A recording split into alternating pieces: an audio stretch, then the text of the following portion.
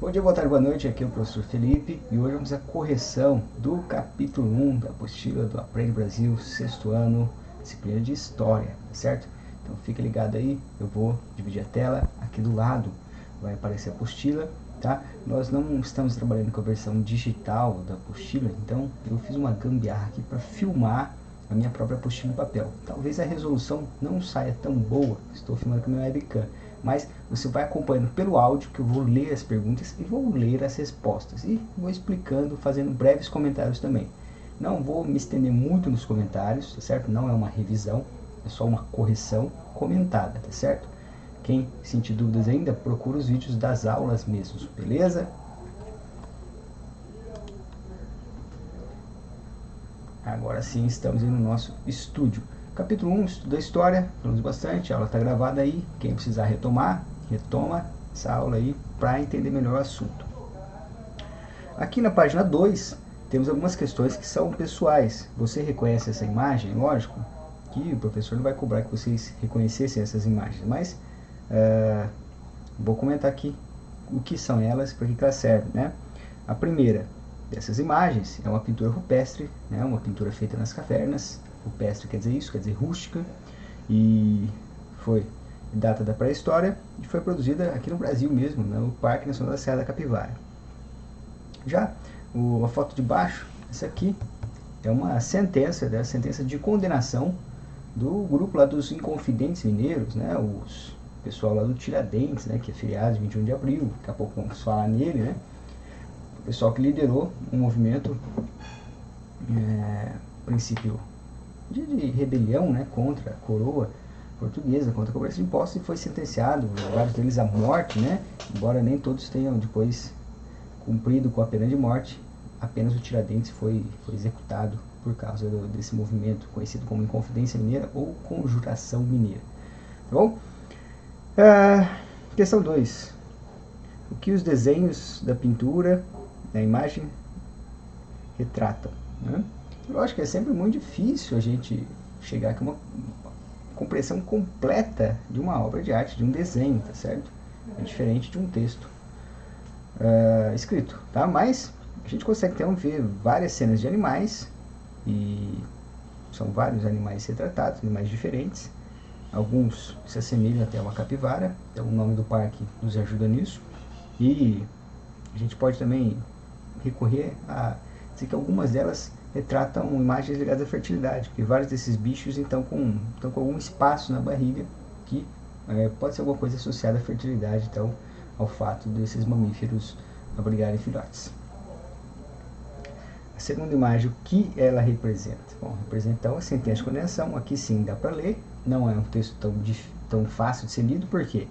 Bom, primeiro a caligrafia, uma caligrafia diferente, uma caligrafia lá do século XVIII. Segundo, a imagem pequena. Terceiro, o linguajar, né, as palavras utilizadas são muito diferentes das palavras atuais, tá? E tem um outro ponto, né? É uma sentença, é um texto jurídico.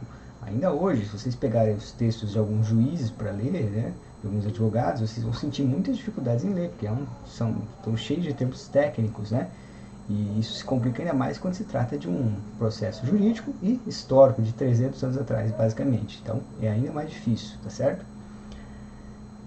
Bom, e o que elas têm em comum? Em comum, as duas são fontes históricas, beleza? Isso que elas têm em comum. As duas são fontes históricas, essa é a questão 4, beleza? Avançamos então para a página 3. Se focou melhor aí. Qual a importância da memória para a comunidade? Bom, a memória é um dos mecanismos de identidade das pessoas, certo? As pessoas passam a compartilhar experiências, eventos, certo? Trocar informações sobre aquele evento, trocar experiências, às vezes passam pelo mesmo problema. Então tudo isso, a memória forma a identidade de uma comunidade, tá bom? E por isso, né, como está colocado na apostila, essa identidade vai ajudar então a manter tradições, a história e a cultura de uma determinada comunidade. Essa comunidade pode ser pequena, como um bairro, pode ser pequena, como uma cidade pequena, pode ser grande, como uma cidade grande, tipo São Paulo. Pode ser um país, tá certo? Comunidade é um grupo de pessoas com algo em comum. Isso significa comunidade, tá bom? Então, lógico, todos nós brasileiros temos algo em comum, que é ser brasileiro. Lógico que cheio de diferenças, mas todos nós partilhamos algumas identidades em comum, em geral, ou pelo menos a maioria das pessoas: o futebol, a língua portuguesa, alguns heróis, né? Alguns são heróis ícones, como Pelé, Ayrton Senna, etc. Então, nós temos o nosso rol, então, de afinidades como brasileiro, como membros dessa grande comunidade brasileira. Tudo bem? A 2. Qual a sua memória mais antiga? Super pessoal, né? Lógico que eu tenho memórias mais antigas, né? Mas a primeira que eu lembro, que eu sei dar a data para vocês, está ligada a um grande evento mundial, que é a Copa do Mundo. A Copa do Mundo de 1994, é a primeira coisa que eu lembro. Então eu lembro dos jogos, lembro onde eu assisti vários dos jogos, não todos, mas vários. Lembro as cenas, né, as situações que foram assistidos. Um dia churrasco, outro dia na minha própria casa. Enfim, lembro até hoje quando o Leonardo foi expulso no jogo dos Estados Unidos, super tenso. Lembro quando eu fui dispensado pela escola para assistir o primeiro jogo contra a Suécia. Então eu tenho essas lembranças e eu sei que elas aconteceram em 1994, porque eu sei que essa Copa aconteceu em 1994, tá bom? A Copa de Futebol dos Estados Unidos. Agora, tem coisa que a gente se lembra, mas a gente não sabe datar, porque a gente não aconteceu nenhuma grande assim, coisa mundial para essa data ficar marcada. Tá? Então eu tenho lembranças anteriores, mas eu não sei dar datas precisas delas. Tá? Depois lembro bastante do Olimpíada de 96 e daí para frente consigo datar melhor as coisas. Tudo bem? Então vai ser um processo pessoal aí com cada um de vocês. Com relação à sua família, qual a memória que mais chama atenção? Por quê? Então todo mundo tem umas histórias de família, né? Geralmente aquelas histórias que o pai fala do quanto era difícil o tempo dele, que hoje a sua vida é muito mais fácil, coisas desse tipo, né? Mas sempre tem as histórias engraçadas também, de peripécias que os nossos antepassados fizeram, nossos avós, bisavós, enfim, todo mundo vai ter aí. Então eu quero que vocês respondam, né? A resposta, não tem uma resposta certa aí, mas tem a ver então com a memória de uma família de vocês, né? Em geral aqui, histórias de que aconteceram quando você não nascia, ou quando você não tinha nascido, ou quando você pelo menos não tinha consciência plena dos seus atos, porque aí sim é uma memória que é da família e não é uma memória sua, exatamente, tá bom? Então pode pensar nessas coisas desse tipo. E depois você tem uma memória, né, você tem em sua memória um acontecimento vivido na escola. Lógico que vocês que estão nas mesmas salas, né, em geral, uns vieram lá da mesma escola o tempo todo, né, desde a primeira série. Então vão ter várias experiências em comuns e podem relatar aí experiências que marcaram, né? Eu lembro, por exemplo, uma experiência que eu tive na quarta série. Eu tentei para a quarta série ainda, hoje é o que vocês chamam de quinto ano. E uma professora minha que estava grávida, né?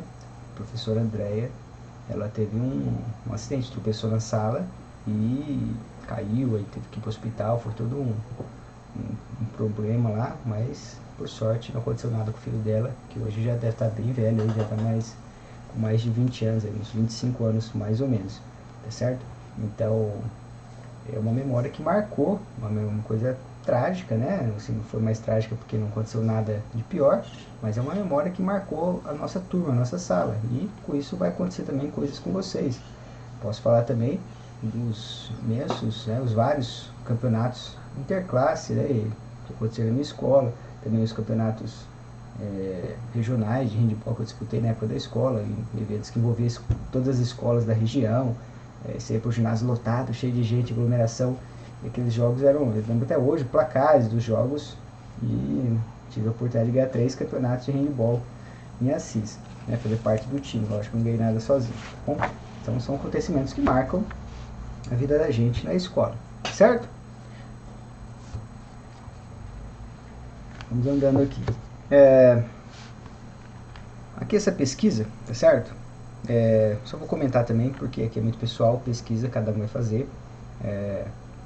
Não tem muito que falar. Mas, a respeito das festas populares. Existem festas populares na sua cidade, na sua comunidade? Bom, se você apelar para a cidade e apelar para esse amplo conceito de comunidade, que pode ser até o Brasil todo.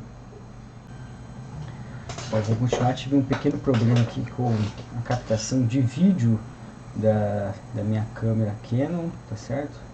esse apagãozinho na tela, mas vamos seguir isso aqui mesmo, vamos com o que a gente tem, que é o webcam aqui do notebook mesmo. O mais importante é o trabalho, a gente continuar fazendo o nosso trabalho aqui de correção, tá bom?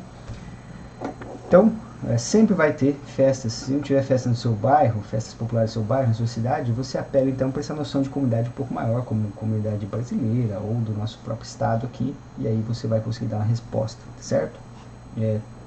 Vai pesquisar, cara, tem que pesquisar que você vai achar, né? Não achar é preguiça, tá bom? Tem festas populares, festas juninas, festas ligadas a religiosos, festas ligadas a tradições populares, né? Alguns lugares tem festas do folclore, em outros lugares não, enfim, mas aí é só uma questão de pesquisar. Na B, vocês vão colocar aí quais são elas, e é importante destacar se elas são cívicas, culturais ou religiosas. No caso de Paraguaçu, por exemplo, a gente tem muitas celebrações cívicas, como por exemplo o desfile no dia do aniversário da cidade, 12 de março, o desfile no dia 7 de setembro, tá certo? Então são festas cívicas. A gente tem também festas culturais, me foge o nome agora, mas a gente tem alguns eventos ligados à comunidade japonesa de Paraguaçu, né? Tem os nomes lá em japonês, as festas e tal. Em algumas cidades isso é mais forte, por exemplo, como Garça, Oriente, aqui na nossa região, próximo a Marília também, a comunidade japonesa é muito grande, há várias festas culturais, então, que não são nem religiosas nem cívicas. A gente tem eventos também que a gente pode falar como culturais, festas como carnaval, coisas desse tipo, certo? E religiosas, né? As festas religiosas, a Páscoa, o Natal, enfim, Menino da Tábua, aqui que é uma procissão que em alguns momentos envolve também questões de festas em Maracaí, que é da próxima nossa região. A gente tem também, fugiu o nome agora, a Folia de Reis, né? Folia de Reis que tem origem religiosa também. E é lógico que algumas coisas como Carnaval, Festa Junina, todos eles têm um fundo religioso, tá? Estão ligados a datas religiosas, datas estabelecidas pela igreja, mas são coisas que já se descolaram da esfera religiosa e hoje são festas que fazem parte da cultura, mesmo de quem não segue a religião, mesmo de quem segue outras religiões, tá? Já são eventos culturais emancipados da religião. Já a respeito de monumentos, não são todas as cidades que têm monumentos, né? Paraguaçu tem alguns pequenos monumentos, tá bom? Mas existem monumentos, estátuas, bustos. Sim, tem um busto em Paraguaçu próximo ao cemitério. A gente tem 2 monumentos também na entrada da cidade, um do Rotary Club e outro da maçonaria, tá certo? Então, estamos marcando alguns monumentos. O que eles representam? No caso do Rotary Club, tem lá uma roda que é o símbolo do Rotary Club, né? Uma engrenagem, e no caso da maçonaria, o compasso que representa a maçonaria, tá bom?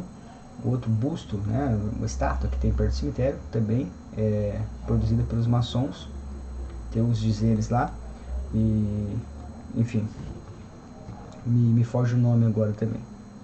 Agora, quem pagou pela sua construção? Evidentemente, nesses 2 casos que eu falei, do compasso a maçonaria, da estátua também a maçonaria, e do Rotary Club, o Rotary Club.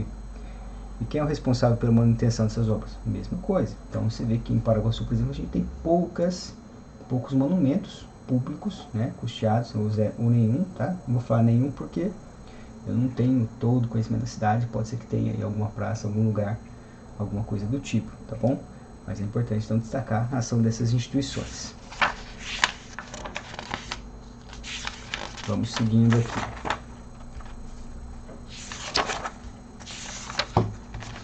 Agora vamos lá para a página 9, falar sobre o Museu Nacional, né? E a primeira pergunta já é uma pergunta imensa, né? Vamos lá. Mas afinal de contas, o que é história? Registre com as suas palavras uma definição. As palavras têm que ser de vocês, né? Mas eu posso falar aqui a minha definição. A ciência, história, é a ciência que estuda a ação dos homens no tempo, que investiga as relações entre o passado e o presente, que analisa também o futuro, tá? Então, vocês vão dar a definição de vocês, tá bom? E não precisa ser uma definição grande, tá? Quanto maior essa definição, mais confusa ela vai ficar. Então, tente enxugar ao máximo. É o melhor processo mental que você pode fazer aqui na hora de estudar, tá? Conseguir resumir as coisas com suas próprias palavras. Depois, cite uma das ciências que realiza atividades muito próximas ao trabalho do historiador e explique sua importância. Vamos falar aqui da arqueologia, né? A arqueologia é importantíssima. Por quê? Ajuda os historiadores então, a conseguir artefatos, que os arqueólogos chamam de artefatos, e para os historiadores são fontes históricas. São materiais que revelam muitas coisas para a gente sobre hábitos alimentares, hábitos de moradia de certas populações. Então, revela muita coisa. A arqueologia é extremamente importante. Outra que a gente poderia citar, arquivologia, tá? Porque envolve um processo de organização de documentos, de arquivos, que facilita muito o trabalho do historiador, né? Mesmo quando não facilita, é essencial. Se você não tem os arquivos, você tem uma grande dificuldade para fazer história, tá bom? Não vou dizer que é impossível, mas uma grande dificuldade. Então, a arquivologia e a arqueologia ajudam demais o historiador. E 3. As fontes históricas são fundamentais para o trabalho do historiador. Considerando isso, qual é o resultado, na sua opinião, de um incêndio como o que ocorreu no Museu Nacional? Ele é catastrófico, tá certo?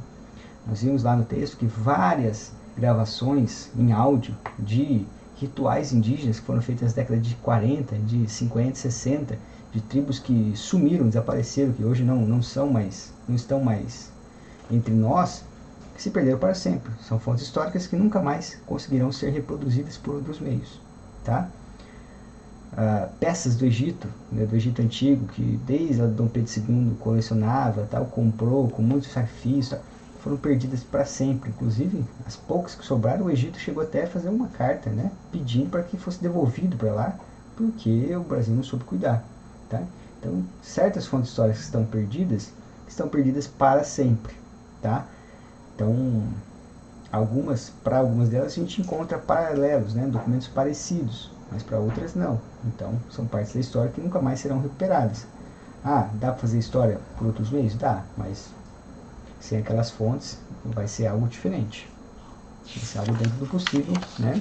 Mas já é. Vamos lá para a atividade da página 11, certo? A gente vai ter que fazer lá no material de apoio. Vamos fazer a correção aqui, para pegar o material de apoio.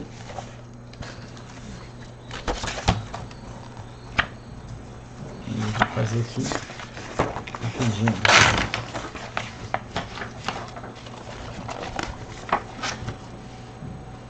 Vou deixar de lado mesmo, então, para que vocês vejam eu confesso que eu esqueci desse detalhe, estou sem tesoura aqui, mas eu já corto rapidinho. Com os tesourinhos.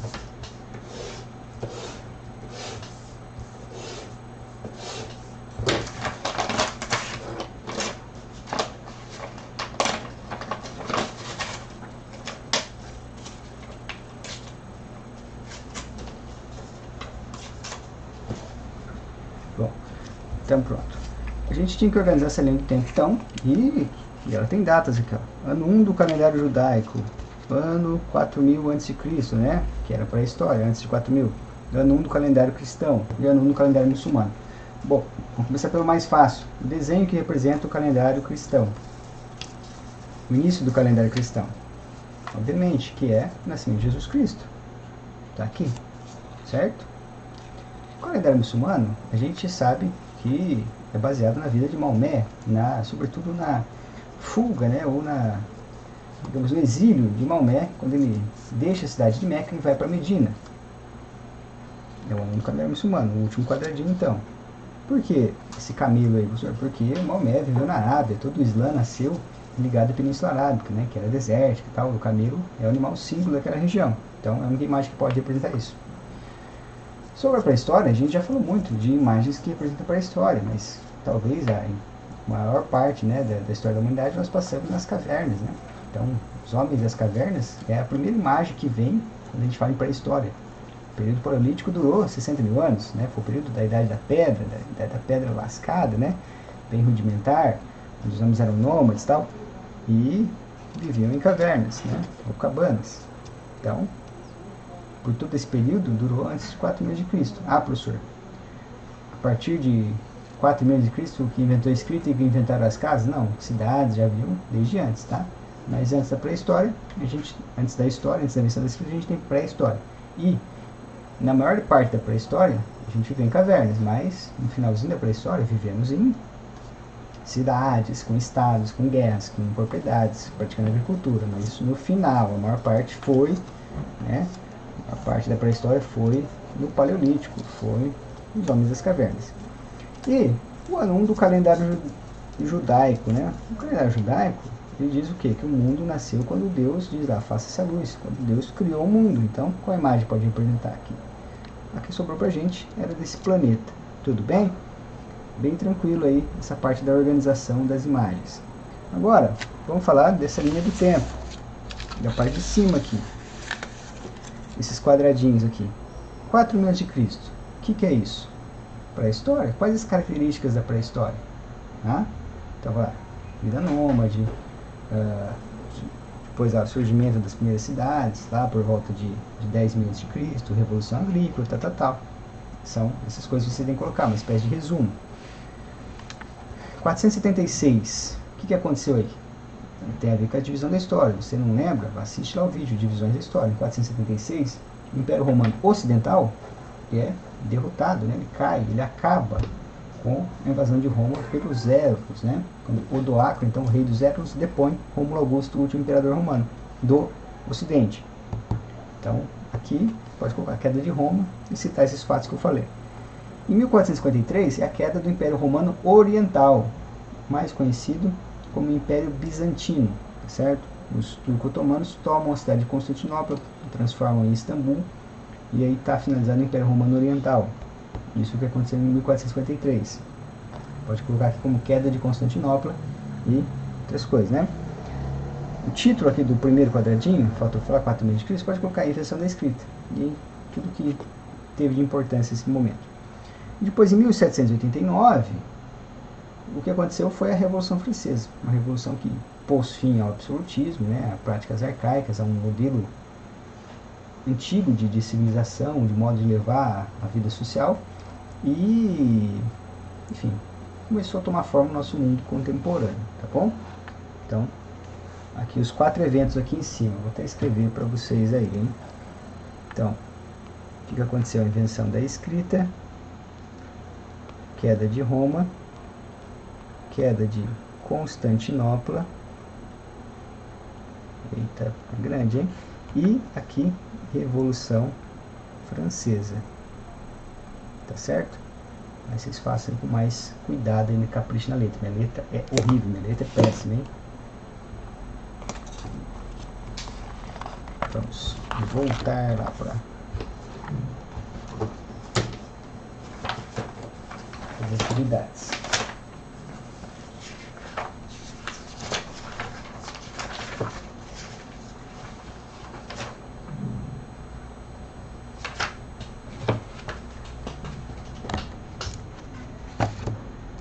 Numerais romanos, tá, gente? Eu nem vou ficar aqui explicando as continhas de novo. Eu já gravei um vídeo só sobre numerais romanos, então não vou explicar nada. Se você não viu, veja o vídeo de numerais romanos e contagem de séculos. Eu ensino tanto os números romanos para você usar aqui na contagem dos séculos, como se usa os numerais romanos, quanto aqui como fazer o cálculo do século, né?